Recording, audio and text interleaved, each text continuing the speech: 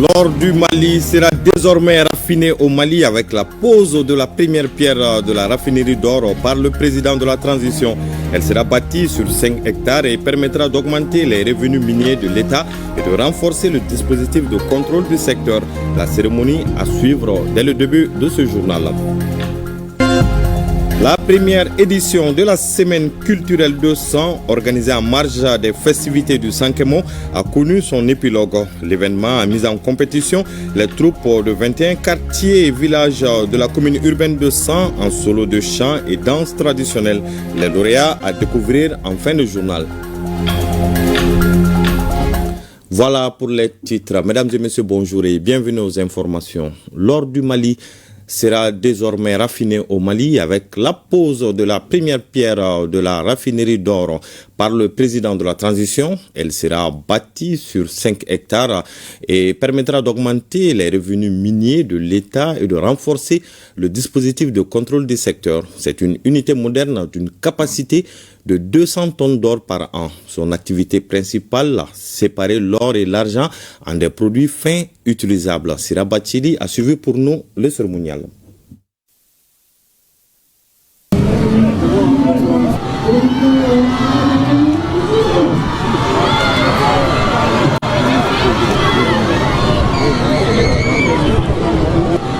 Les jalons d'une transformation structurelle des ressources minières du Mali. Le président de la transition générale d'armée Assimi Goïta les pose pour mieux asseoir la souveraineté économique du Mali. L'or du Mali, dans peu de temps, sera raffiné au Mali pour qu'il brille pour le pays de Kankou Moussa. Et c'est précisément ici à Sénou, non loin de l'aéroport, que sera construite la raffinerie d'or du Mali. Concrétisation d'une promesse présidentielle datant de 2023. Et c'est une vision industrielle qui hausse le Mali au rang des rares pays africains disposant d'usines d'affinage d'or. Un pas de géant dans l'industrialisation. La raffinerie d'or du Mali est une réponse aux doléances du peuple. Pour en arriver là, l'État a revu les textes et créé une société d'État de recherche et d'exploitation minière. La pose de la première pierre de l'usine d'affinage d'or du Mali d'une capacité de 200 tonnes est la suite logique des recommandations des assises nationales de la refondation au cours desquelles le peuple malien a demandé à ce que l'or du Mali brille pour les Maliens. Et c'est dans ce cadre que plusieurs actions ont été initiées, à savoir l'audit du secteur minier, l'élaboration et l'adoption du code minier et aussi la loi sur le contenu local. Aussi, nous avons créé la Société d'État de recherche et d'exploitation minière et aussi nous avons eu à renégocier les contrats dans lesquels les intérêts du peuple malien n'étaient pas du tout respectés. La réalisation de la raffinerie d'or du Mali est une affirmation de notre souveraineté économique et cela permet non seulement de contrôler et surtout de suivre la traçabilité de la production d'or. Aussi, cela permet non seulement de rentabiliser les revenus tirés de l'or et de ses produits dérivés. Changement de configuration donc de l'exploitation des ressources minières avec la récupération du manque à gagner pour le Mali sur ses propres ressources. Jusque-là, le Mali se contentait de l'extraction du minerai et de l'exportation vers d'autres pays disposant d'usines d'affinage, ce qui limitait le contrôle sur la production. Mais cette usine va changer la donne en renforçant le dispositif de contrôle d'exploitation du secteur minier, une conviction présidentielle. Le plus important est que la nouvelle usine d'affinage d'or sera la seule entité à affiner l'or de toutes les sociétés minières installées au Mali.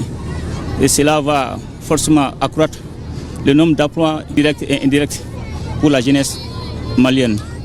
Et je tiens à vous rappeler que depuis 1980 à nos jours, l'or du Mali est exporté pour affinage et vente dans les pays comme les Émirats arabes unis, l'Afrique du Sud et la Suisse.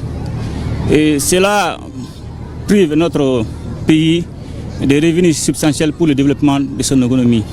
Pour la réalisation de sa raffinerie d'or, le Mali est accompagné par la Fédération de Russie à travers la société Yadran, avec laquelle le partenariat se solidifie et se diversifie pour toucher plusieurs autres secteurs de développement. Et je voudrais aussi saluer la coopération entre la Fédération de la Russie et le Mali, qui ne cesse de se renforcer davantage. Et nos partenaires russes nous accompagnent dans le cadre de l'expertise et surtout dans le cadre du transfert de compétences. Et je tiens vraiment à saluer aussi particulièrement la société Yadran. Et je voudrais aussi féliciter le Premier ministre, les membres du gouvernement et surtout aussi le ministre des Mines et les demander d'être vigilants et de suivre, de respecter les délais prévus pour la construction de cette usine d'affinage d'or qui est tant attendue par le peuple malien. C'est un partenariat entre la Russie et le Mali qui se renforce aujourd'hui et qui se diversifie. Exactement. En plus du partenariat sur le plan sécuritaire, nous avons maintenant développé d'autres partenariats sur le plan économique. Et lors de notre échange avec le président Vladimir Poutine, il a dit, je cite, que le partenariat sur le plan sécuritaire est déjà verrouillé. Nous devons aller pour le partenariat stratégique sur le plan économique. Et je pense que l'usine d'affinage d'or et d'autres projets qui sont en cours d'élaboration permettront effectivement d'aller vers le développement de notre pays. Géopolitique et géostratégie obligeant, pas de communication sur la durée des travaux ni le budget qui sera consacré à la construction de la raffinerie. C'est le résultat qui compte. La raffinerie d'or du Mali sera bâtie sur 5 hectares avec une capacité d'affinage de 200 tonnes d'or par an. Cette usine sera conçue selon les normes de raffinerie internationale, une autre étape de mise en œuvre du Code minier de 2023 avec une perception mieux appréciée de l'impact de l'industrie minière. De quoi rassurer les populations à qui les retombées économiques sont destinées. Elle l'exprime de vive voix.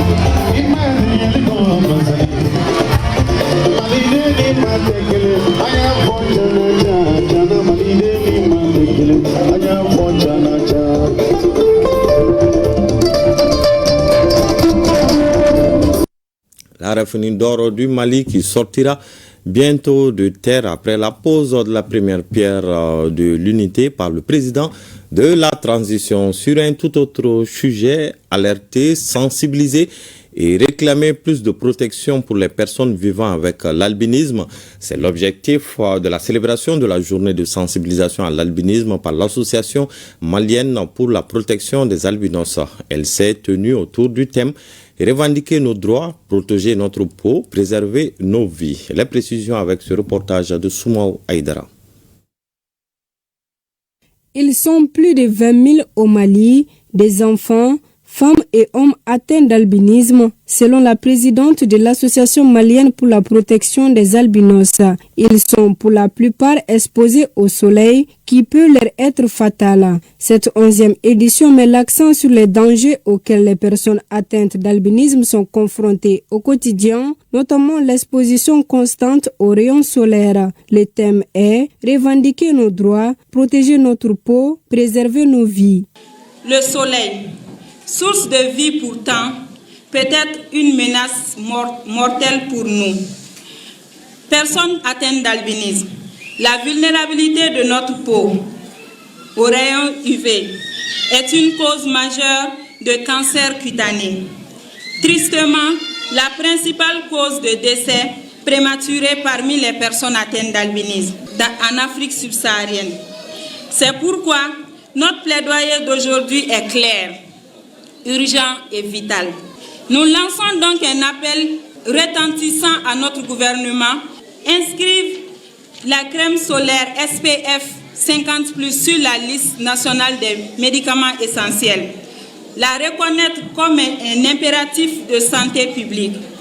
Assurer la disponibilité de sa gratuité pour toutes les personnes atteintes d'albinisme sur l'ensemble du territoire malien. C'est la JCI Bamako Étoile, jeune chambre internationale qui a eu l'initiative de créer et d'instituer la journée des enfants albinos, désormais couplée à celle de la sensibilisation à l'albinisme. Un geste pour offrir à cette couche un moment de plaisir, de bien-être et de solidarité. On a recensé pas mal de difficultés, notamment, surtout on est dans un pays sahélien où le soleil bat très fort. Il serait important pour nous d'avoir ces médicaments, ces pommades à disposition et à moindre frais. Des crèmes solaires et des savons ont été distribués aux enfants car la peau des personnes atteintes d'albinisme est extrêmement vulnérable aux rayons solaires, selon les dires. Un espace de loisirs a aussi été mis en place pour permettre aux enfants albinos de se divertir en toute sécurité. Les épreuves du BT1 et BT2 ont démarré hier sur l'ensemble du territoire national. À Nioro, 325 candidats répartis entre 19 salles prennent part à ce concours. À Koutiala, les épreuves ont également bien démarré pour les 2476 candidats. Idem dans la région de Bougouni. C'est le constat fait par les autorités administratives dans ces différentes régions. Les précisions avec Moussa Diakité de Nioro, Brahima Kone depuis Koutiala et Abdul Karim Konate de Bougouni. Ils sont cette année pour le compte de l'Académie d'enseignement de Nioro, 325 candidats à se présenter au brevet des techniciens BT1 et BT2. Une mission de supervision conduite par le conseiller aux affaires administratives et juridiques du gouverneur s'est rendue au centre de Nioro 6 à l'Institut Polytechnique de Nioro du Sahel IPNS pour s'enquérir du bon démarrage. À 8h précises, la salle numéro 4 technique comptable a eu l'honneur d'abriter l'ouverture de la première enveloppe contenant l'épreuve de comptabilité. Merci aux enseignants. Cette année, elle a été une année apaisée. Et partant de cela, je souhaite aux candidates et candidats bonne chance. Cette année, on a effectivement assisté à une année scolaire apaisée, calme, studieuse. Cela est dû tout simplement à l'implication de tous les acteurs de l'éducation. Donc le message que je leur lance, c'est de se faire confiance, vraiment d'être assidu, d'être ponctuel et éviter surtout la fraude. Imaginez un comptable malhonnête. Quel dégât ça peut causer à la vie d'une nation. Moi, je suis très ravi. Nous avons bouclé une année normale. Une année qui nous a vraiment comblé tous les espoirs. Ici, je dois profiter au nom du gouverneur pour saluer le corps professoral. Les épreuves se déroulent dans les conditions normales. Les enseignants, les candidats, tout le monde est sur place. Et la couverture sécuritaire également est assurée par l'effort de sécurité, précisément la police, la garde, la protection civile. Le message a commencé par les enseignants, les surveillants précisément, de faire le travail correctement, de surveiller comme ça se doit pour éviter la fraude, comme c'est ce qui a été le mot d'ordre cette année, éviter la fraude. Et aux candidats de se faire confiance. Ce sont des techniciens qui ont été formés pour être employés le plus vite que possible.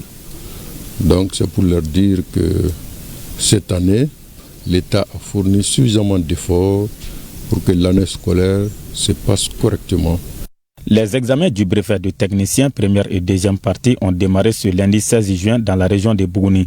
C'est au centre du lycée Kaloulou Fofana, dans la salle numéro 3, que le gouverneur de la région, accompagné des acteurs de l'éducation, a procédé à l'ouverture de la première enveloppe. Une enveloppe contenant l'épreuve de français BT1 spécialité électromécanique. Après cette épreuve, le cap est mis sur le centre du lycée Michel Allaire, où composent les candidats au BT2. Bougouni, on n'a jamais entendu qu'il y a eu des fraudes durant les examens de fin d'année, que ce soit pendant les phases préparatoires ou même les phases de déroulement des examens. Donc nous sommes un bon élève dans ce domaine. Et je voudrais vraiment que cette exemplarité dont nous avons fait montre durant des années que cette exemplarité puisse vraiment continuer. C'est pourquoi j'invite vraiment les élèves à avoir confiance en eux-mêmes et vraiment à ne pas s'adonner à ces pratiques-là qui n'honorent pas l'école malienne. Le lancement de ces examens de fin d'année nous permet aujourd'hui de dire que l'année scolaire s'est bien déroulée, surtout dans la paix et la quiétude totale. Au total, 1897 candidats, dont 1291 garçons répartis entre les 7 centres de l'Académie d'enseignement de Bougouni, prennent part à cet examen. On note l'implication de toutes les parties prenantes. En ce qui concerne cette évaluation sommative, nous avons tenu des réunions régulières avec tous les acteurs de la communauté éducative en partageant les documents relatifs à la gestion des examens, en l'occurrence le règlement des examens et la police de surveillance. Auparavant, le gouverneur et sa délégation avaient pris part à la montée des couleurs avec les élèves au centre du lycée Kalilou Fofana. Célébration de la quinzaine de l'environnement à Koulikoro. Elle s'est déroulée à la station de traitement des bouts de visage, une occasion pour les représentants du ministre en charge de l'environnement d'inviter la population à sauvegarder cette infrastructure qui occupe une place importante dans la politique d'assainissement. Les détails avec Adam Traoré. La célébration de la quinzaine de l'environnement est un moment consacré davantage à la sensibilisation sur la protection de notre environnement. La gestion des eaux usées et des plastiques, ce doit être une préoccupation pérenne et forte des autorités, des populations et de nos partenaires au développement. Cette 26e édition a été l'occasion pour le ministère de l'Environnement, de l'Assainissement et du Développement durable d'effectuer une visite guidée à la station de traitement des bouts de vidange de Koulikoro, placée sous la supervision de l'Agence nationale de gestion des stations d'épuration du Mali. La quinzaine de l'environnement est l'occasion pour toute la nation malienne de se retrouver, de renforcer l'information, la sensibilisation pour assainir notre cadre de vie, de restaurer et protéger nos écosystèmes, mais aussi de réfléchir sur les défis et les enjeux environnementaux. Selon les statistiques dans le monde, plus de 4,2 milliards de personnes n'ont pas accès à un assainissement adéquat. Pour relever ces défis, il faut disposer d'équipements appropriés et d'infrastructures adéquates dans la gestion des déchets liquides et solides. La cérémonie qui nous réunit ce matin est significative à plus d'un titre, dans la mesure où il s'agit bien de la visite d'une infrastructure de gestion durable des déchets liquides. Bâtie sur une superficie de 2 hectares avec une capacité de traitement de 56 mètres cubes par jour, debout, environ, et un procédé de traitement totalement biologique. La STV dispose également d'un bâtiment administratif et d'un hangar de stockage et de conditionnement des boues séchées.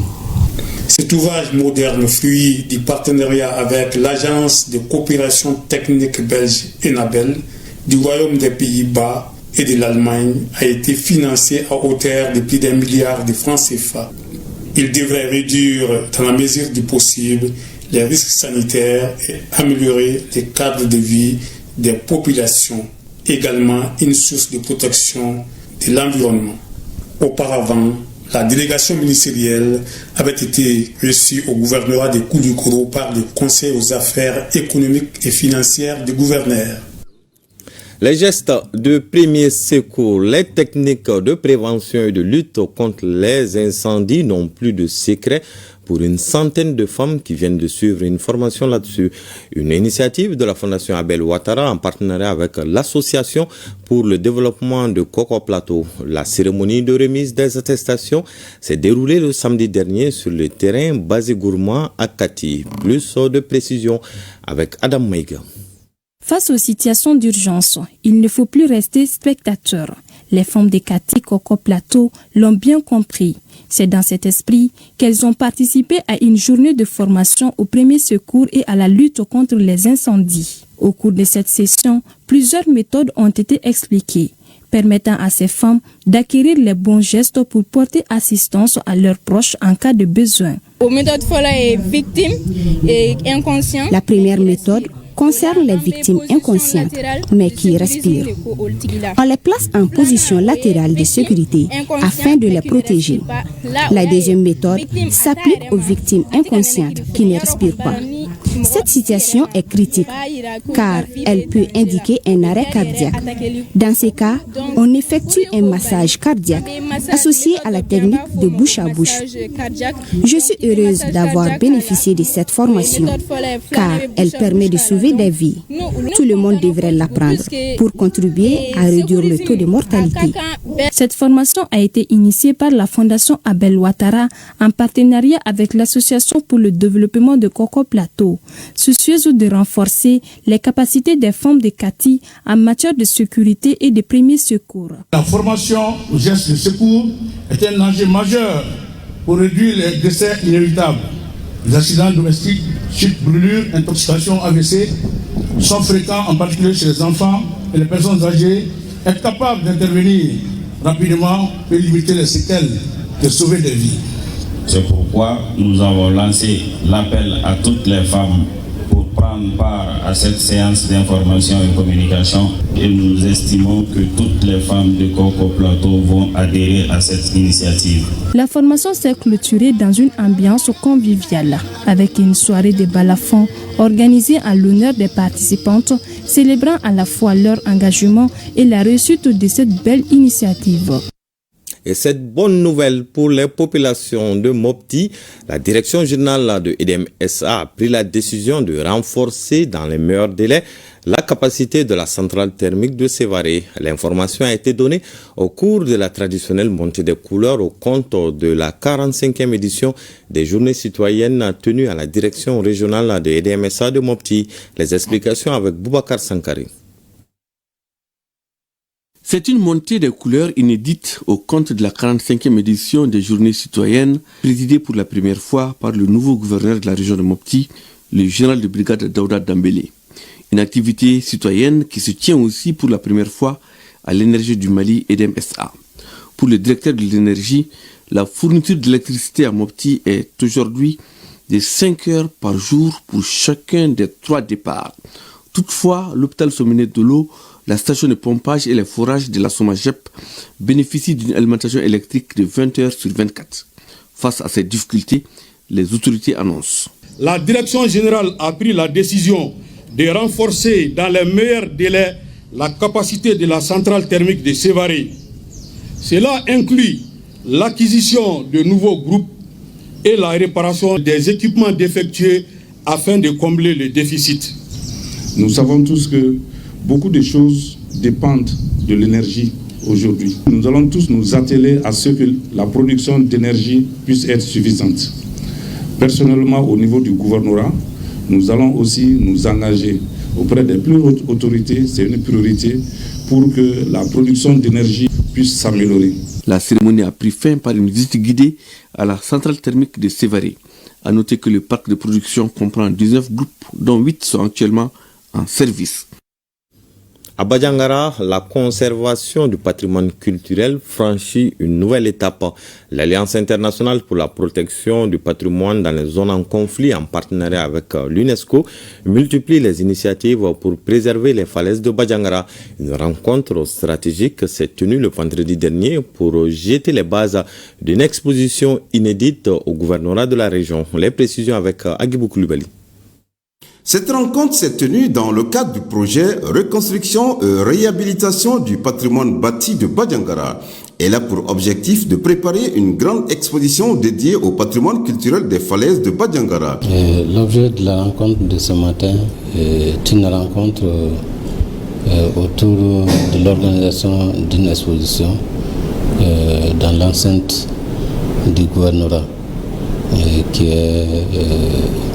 Par rapport au projet donc, de reconstruction du patrimoine détruit du pays de Gabon, notamment dans un certain nombre de villages qui ont été donc, fait l'objet d'attaques et de destructions, et qui permettra non seulement de restituer tout ce qui a été fait pendant le projet, mais également de dégager les perspectives de ce qui sera le futur, les leçons que nous tirerons de ce qui a été fait et pour qu'on puisse désormais mieux protéger le patrimoine. Tout en restant engagé pour la sauvegarde de notre patrimoine culturel du Mali en général et du pays Dogon en particulier, je prie tous les participants de cheminer ensemble pour l'atteinte des objectifs de la mission des experts venus de Bamako pour nous aider dans le montage de cette exposition. Cette exposition en gestation s'annonce comme un levier de valorisation du patrimoine dogon, mais aussi comme un appel fort à la conscience collective face à la fragilité de ces trésors culturels menacés par l'insécurité et le temps. À Badjangara, le passé se reconstruit pour mieux éclairer l'avenir. Je vous l'annonçais dans les titres, la première édition de la Semaine culturelle de San, organisée en marge des festivités du Sankemo, a connu son épilogue. L'événement a mis en compétition les troupes de 21 quartiers et villages de la commune urbaine de San en solo de chant et danse traditionnelle. Au terme de la semaine, le jury d'honneur a délibéré en faveur de 3 quartiers dans chaque discipline. Les détails avec Drissa Kouni. Sur 21 troupes programmées, 14 ont pris part à la semaine culturelle organisée en marge du Sankemo. Malgré ce nombre réduit, le terrain d'athlétisme de San a été le théâtre de toutes les attentions. Cette première édition se tient au moment où les préparatifs de la semaine locale s'amorcent. Elle s'est fixé un objectif précis. Cette compétition-là, c'est dans le cadre de l'année de la culture.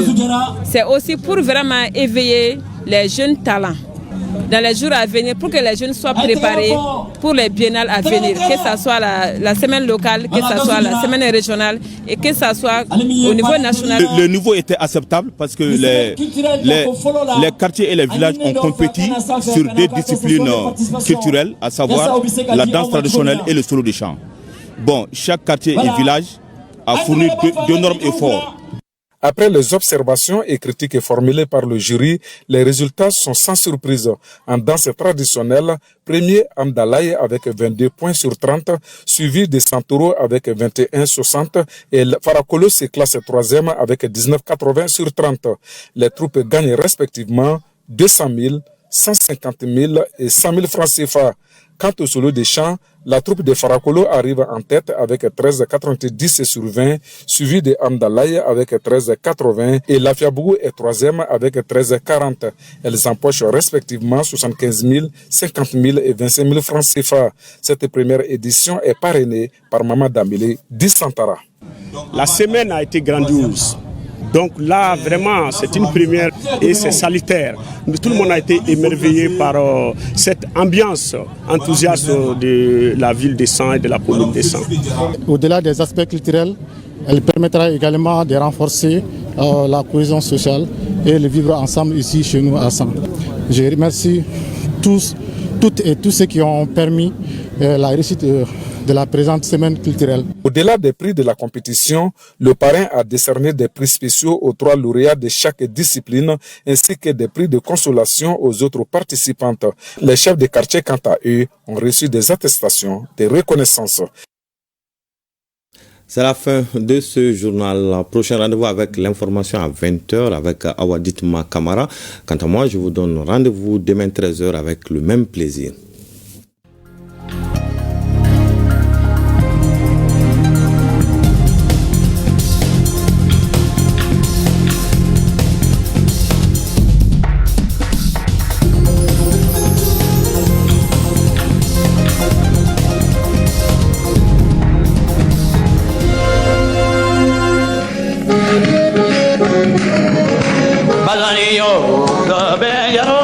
Badani ole fe walona Badani yo sabe yo badani e fe walona Badani yo sabe yo badani wa majara